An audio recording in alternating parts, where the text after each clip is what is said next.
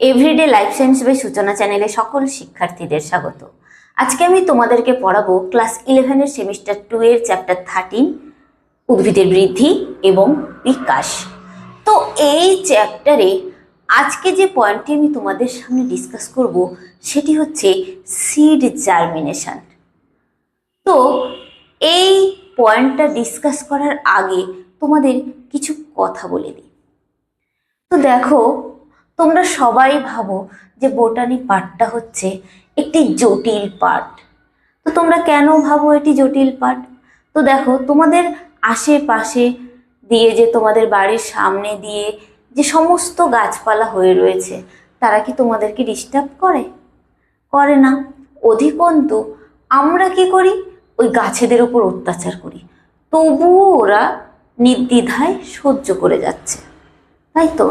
তাহলে ওরা যদি এত সহজ সরল হতে পারে, তাহলে ওদের যে বিভিন্ন পার্টগুলো পড়া আমাদের কাছে কেন সহজ হবে না?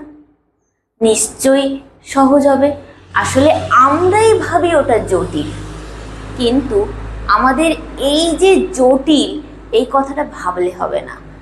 আমরা যেরকম আমাদের সমস্ত অঙ্গ প্রত্যঙ্গ নিয়ে যখন পড়াশোনা করি, তখন যখন আমাদের ইন্টারেস্ট হয়, কেন ইন্টারেস্ট হয় সেই সব ব্যাপারে, বা কেন আমরা সেই সব ব্যাপারে বেশি ইন্টারেস্ট পাই? কারণ সেগুলো হচ্ছে আমাদের শারীরবৃত্তীয় প্রক্রিয়া বা কোনো প্রাণীর শারীরবৃত্তীয় প্রক্রিয়া, সেই কারণে আমরা ইন্টারেস্ট পাই। কিন্তু উদ্ভিদ তো কথা বলতে পারে না, কিছুই করতে পারে না, সেই কারণে ওদেরটা জটিল। এটা কিন্তু কোনো কথা না, জটিল বলে কোনো কথা না। যে বোটানি পার্টটা জটিল, জুওলজি পার্টটা সহজ, ফিজিওলজি পার্টটা সহজ, এটা কোনো কথা না। বোটানি পার্টটা হচ্ছে দুটো পার্টের থেকেও সহজ আমার মনে হয়। তো দেখো, যদি তোমার আমি কান টানি, কি চুলটা ধরে হ্যাঁচকা দিই, তাহলে নিশ্চয়ই তোমার লাগবে, তুমি চিৎকার চেঁচামেচি করবে, কান্না করবে। প্রয়োজনে যে ব্যক্তি মানে চুল তোমার ধরে হ্যাচকা দিয়েছে বা কান ধরে টেনেছে, তাকে একটা শটাম করে সজোরে চড় দিয়ে দিতেও পারো, রাগের বশবর্তী হয়ে। কিন্তু দেখো, তুমি যদি গাছের কোনো ডাল কেটে দাও, গাছটাকে কেটে দাও, বা গাছটাকে এরকম হ্যাচড়া দাও, কিছু করো, সে কিন্তু কোনো কিছু বলে না। তো তাকে নিয়ে জটিলতা কিসের?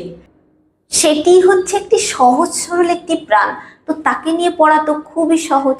তো চলো তাহলে আজকের পয়েন্টটা আমরা ডিসকাস করে নিই, এবং সেটি খুবই সহজ সরলভাবে আমরা নিজেদের সাথে সম্পর্ক করে পড়ব। তো প্রথমে যেটা আসবো, যে সিড জার্মিনেশন বা বীজের অঙ্কুরোদ্গমটা কি ধরনের প্রক্রিয়া। আমাদের যেরকম দেহের মধ্যে চলে ডাইজেশন, ঠিক আছে? সেই ডাইজেশন হচ্ছে আমাদের কি, আমাদের শারীরবৃত্তীয় প্রক্রিয়া বা কোনো প্রাণীর শারীরবৃত্তীয় প্রক্রিয়া, তাই তো? সেরকম বীজের অঙ্কুরোদ্গম বা সিড জার্মিনেশন হচ্ছে উদ্ভিদের শারীরবৃত্তীয় প্রক্রিয়া। তাহলে আমরা লিখে ফেলতে পারি, বীজের অঙ্কুরোদ্গম কি একটি শারীরবৃত্তীয় প্রক্রিয়া, তাই তো? তাহলে বীজের অঙ্কুরোদ্গম কি হলো?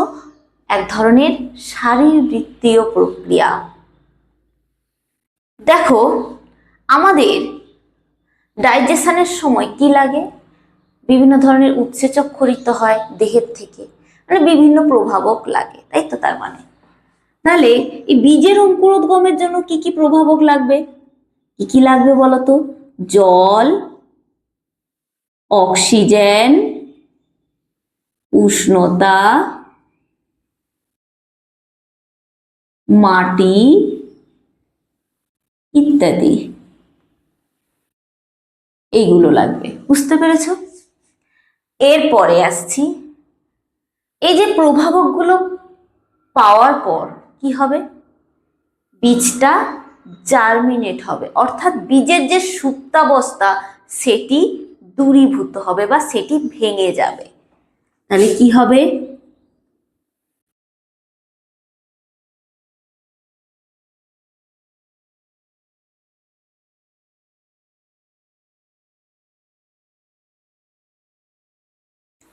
তারপরে কি হবে? বীজের সুপ্তাবস্থা ভেঙে গেলে বীজের মধ্যে থাকা ভ্রূণটি বৃদ্ধিপ্রাপ্ত হয়ে বীজের বাইরে বেরিয়ে আসবে।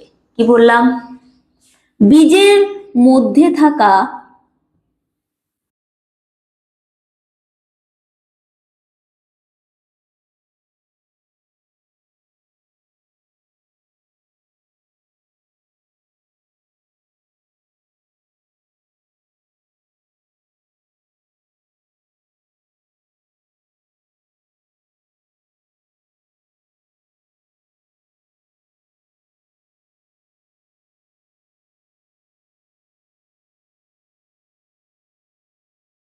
এই পদ্ধতি হচ্ছে সিড জার্মিনেশন বা বীজের অঙ্কুরোদ্গম।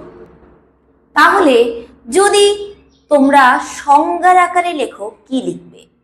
যে শারীরবৃত্তীয় প্রক্রিয়ায় জল, অক্সিজেন, উষ্ণতা, মাটি ইত্যাদির উপস্থিতিতে বীজের সুপ্তাবস্থা ভেঙে যায় এবং বীজ মধ্যস্থ ভ্রূণ বৃদ্ধিপ্রাপ্ত হয়ে বাইরে বেরিয়ে আসে, তাকেই বলা হয় বীজের অঙ্কুরোদ্গম বা সিড জার্মিনেশন। বুঝতে পারলে? তো এবারে আসছি, দেখো উদ্ভিদের ফল এবং বীজ কিভাবে সৃষ্টি হয়। কিভাবে সৃষ্টি হয়? নিষেকের ফলে। নিষেকের ফলে কি হয়? ডিম্বক এবং ডিম্বাশয় এ দুটো কিসে পরিণত হয়? ডিম্বক পরিণত হয় বীজে এবং ডিম্বাশয় পরিণত হয় ফলে। বুঝতে পেরেছ? এবার দেখো, তো বীজ আর ফল দুটোই তো গঠিত হয়ে গেল, তাই তো? তো একটি উদ্ভিদের বীজটা যখন অঙ্কুরিত হয়, ঠিক আছে, বীজটা অঙ্কুরিত হয় কোথা থেকে? তার ভ্রূণের থেকে। এইখানে যেটি থাকে এটিকে বলা হয় ভ্রূণ, যেটি 2N প্রকৃতির হয়, তাই তো? এই ভ্রূণটি যদি একবীজপত্রী উদ্ভিদের ক্ষেত্রে হয়, তাহলে একবীজপত্রী উদ্ভিদের ভ্রূণের বীজপত্রকে কি বলা হয়? বীজপত্রকে বলা হয় স্কুটেলাম। আমার সাথে সাথেই বলতে থাকো। একবীজপত্রী উদ্ভিদের ভ্রূণের বীজপত্রকে বলা হয় স্কুটেলাম, ঠিক আছে? আর একবীজপত্রী উদ্ভিদের বীজের শস্যটা কি প্রকৃতির হয়?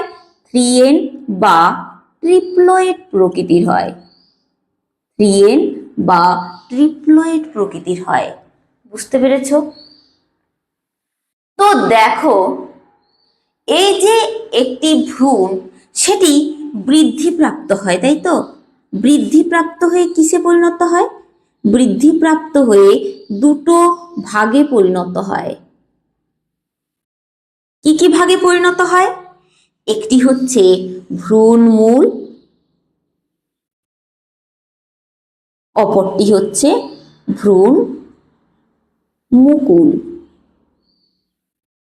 এই ভ্রূণ মুকুলটা কিসে পরিণত হয়? এই ভ্রূণ মুকুল থেকে যেটা পরিণতি লাভ করে সেটি হচ্ছে উদ্ভিদের বিটপ অংশটা।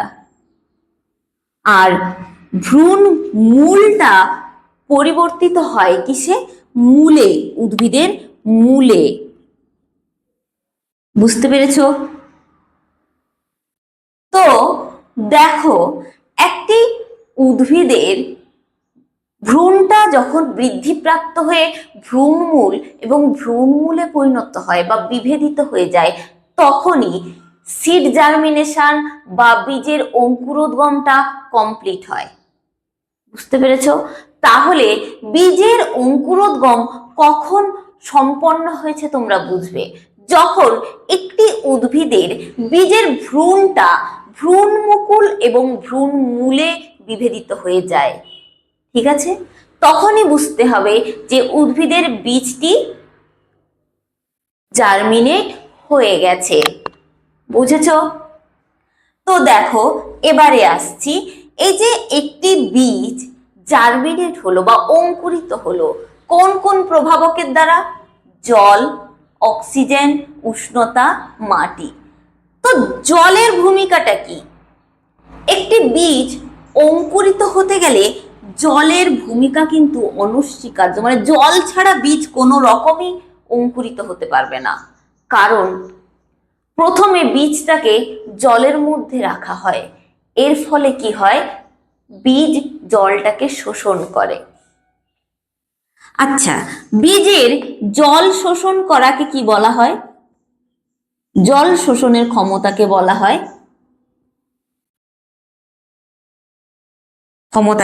হয় ইমবাইবেশন বা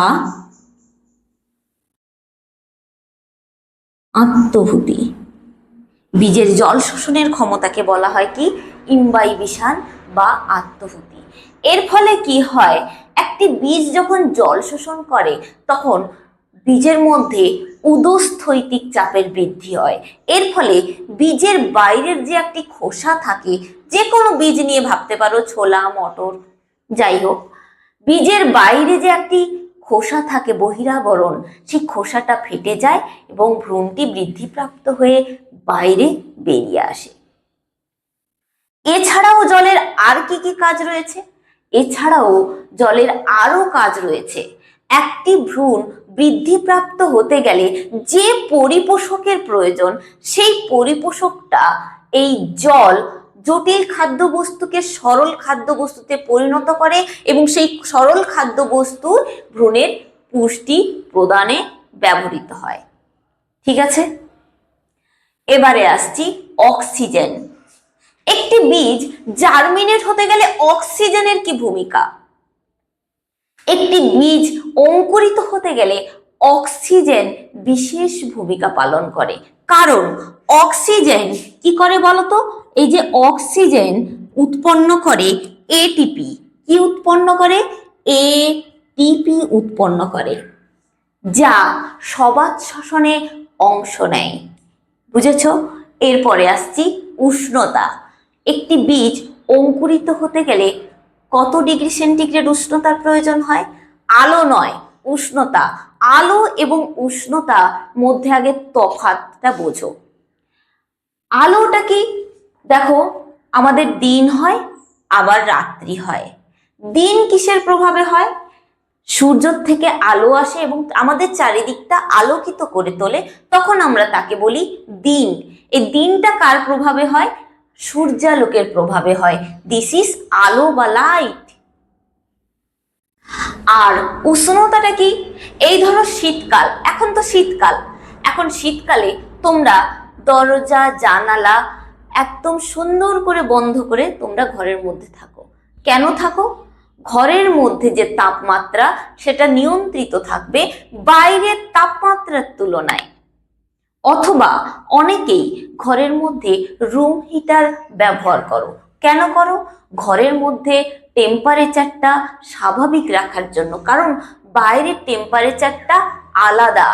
ঠিক আছে, সেই কারণে ঘরের টেম্পারেচারটাকে সঠিকভাবে স্থিতিশীল রাখার জন্য তোমরা রুম হিটার ব্যবহার করো, তাই তো? তাহলে এটি হচ্ছে উষ্ণতা। তাহলে উষ্ণতা এবং আলোর মধ্যে তফাৎ বুঝতে পেরেছো? তো দেখো, একটি বীজ অঙ্কুরিত হতে গেলে বা জার্মিনেট হতে গেলে কত ডিগ্রি উষ্ণতার প্রয়োজন? সাধারণত একটি বীজ জার্মিনেট হতে গেলে 25 থেকে 35 ডিগ্রি সেন্টিগ্রেড তাপমাত্রা প্রয়োজন হয় বা উষ্ণতার প্রয়োজন হয়। বুঝতে পেরেছো? তো গ্রামের দিকে যাদের বাড়ি, তারা ধান যখন অঙ্কুরিত করা হয় সেই প্রসেসটা তোমরা দেখেছো। তো কিভাবে অঙ্কুরিত করা হয়? ধানের বীজগুলোকে প্রথমে একটি নির্দিষ্ট সময় পর্যন্ত জলে ভিজিয়ে রাখা হয়। তারপর সেই ধানগুলোকে আবার একটি নির্দিষ্ট জায়গায়, শুকনো জায়গায়, সেগুলোকে কি করা হয়? খড় বেচানো হয়। সেই খড় বিছিয়ে তারপর কলা পাতা দিয়ে ধানটাকে সুন্দরভাবে সাজিয়ে রাখা হয়। এরপর কি করা হয়, তারপর পুনরায় কলা পাতা চাপিয়ে তার উপর হয় খড়, তারপর চটের বস্তা ইত্যাদি দিয়ে ঢাকা দিয়ে দেওয়া হয়। কেন দেয়া হয়? কারণ ওর মধ্যের যে তাপমাত্রাটা যাতে স্থিতিশীল থাকে, তাপমাত্রা যাই হোক বা উষ্ণতা যাই হোক সেটা যেন স্থিতিশীল থাকে, সেই কারণে যাতে ধান বীজগুলোর অঙ্কুরিত হতে গেলে সেই তাপমাত্রাটা ওরা পায়, সেই কারণেই এই প্রসেস অবলম্বন করা হয় গ্রামের দিকে সাধারণত। তো এটি হচ্ছে উষ্ণতার উদাহরণ বললাম সিড জার্মিনেশনের। তো মাটি কিভাবে প্রভাবক হিসেবে কাজ করে? তো সিড জার্মিনেশনে মাটি তো খুবই গুরুত্বপূর্ণ। মাটি ছাড়া একটি গাছ জন্মাতেও পারে না, বাঁচতেও পারে না। তো একটি বীজ অঙ্কুরিত হওয়ার পরেও তার মাটির প্রয়োজন। এছাড়া মাটিতে দুটো পার্টিকেলের মধ্যে কতটা ছিদ্র আছে, মাটিতে অক্সিজেনের পরিমাণ কত, তার উপর নির্ভর করে একটি বীজ জার্মিনেট হয়। ঠিক আছে, এছাড়াও আরো অন্যান্য কিছু ক্রাইটেরিয়া আছে, এগুলো বললাম। তো দেখো, আমরা বীজের অঙ্কুরোদ্গমের জন্য এইসব প্রভাবক আমরা পড়ে ফেললাম। ঠিক আছে, তো এবারে আসছি, এই যে বীজ যে অঙ্কুরিত হয়, এই অঙ্কুরিত হয় কোন কোন পদ্ধতির মাধ্যমে, বা কয় প্রকারের অঙ্কুরোদ্গম আমরা দেখতে পাই? এই যে বীজ অঙ্কুরিত হয়, আমরা যে যে প্রকারের অঙ্কুরোদ্গম দেখতে পাই সেগুলো হচ্ছে, নাম্বার 1 হচ্ছে মৃদগত অঙ্কুরোদ্গম, নাম্বার 2 হচ্ছে মৃদভেদী অঙ্কুরোদ্গম, নাম্বার 3 হচ্ছে জরায়ুজ অঙ্কুরোদ্গম। বুঝতে পেরেছ? তো মৃদগত অঙ্কুরোদ্গমটা কি?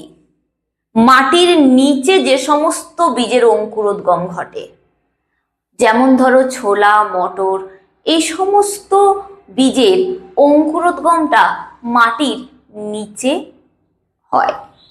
ঠিক আছে, এগুলোই হচ্ছে মৃদগত অঙ্কুরোদ্গম। মৃদভেদী অঙ্কুরোদ্গমটা কি?